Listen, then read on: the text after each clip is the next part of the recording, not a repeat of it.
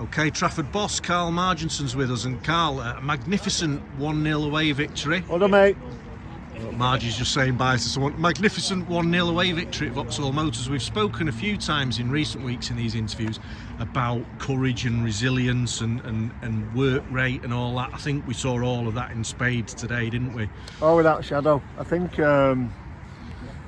totally different performance, based around, Vauxhall's style of play, which is very difficult to get a grip to, as Clitheroe found out on Tuesday night. They were winning 3-0 and ended up drawing 3-all.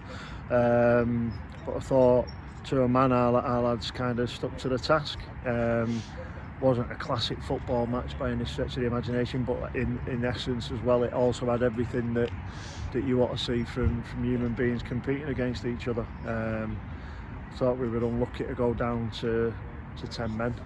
Thought Kean Donoghue was very unfortunate to receive the first yellow card. I just said to him there, I was saying to him, as part of his development, about making sure he retains his aggression and keeps doing what he's doing, but cutting down the distances that he's travelling to make tackles.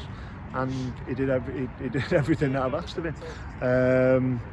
But for the lads then to show a great grit, determination, back four, which has been magnificent. Sam Booth, superb. Every one of them I could name, even down to the subs who went on and carried out their tasks to the letter, and even young Josh who wasn't able to get on today.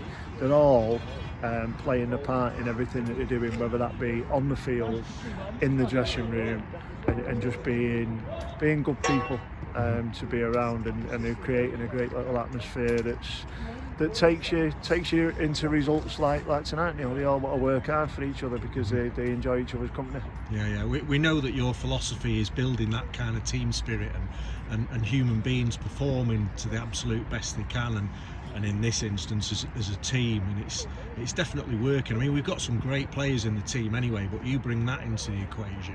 Yeah. It really does get you results like this. Well, that's all we can do, isn't it? It isn't rocket science, but it's difficult to do. It's difficult to be the best you can be every day, and there are going to be times when you kind of fall short, but as long as you do ultimately your best on that day, you'll get your rewards 9 times out of 10. I truly believe that, and they're all buying into the things that we're kind of saying. Some of these ideas they're creating as well. A little bit of ownership for them, and a bit of empowerment for them to start believing in themselves. Them older players who are encouraging the growth of the younger players showing the ability to learn and grow. And it only gets strengthened by beliefs that you grow when you're able to have 10 men for 35, well, it's probably 45 minutes with the stoppage time. A head injury that the lad, everyone was panicking, but he wouldn't come off, and that again is another thing that is admirable, but also pleasing for someone like myself, because it shows a new lad that's got a great deal of character, and in the long run, like the majority of them, they're only going to go one way, and that's be successful, whatever that may be.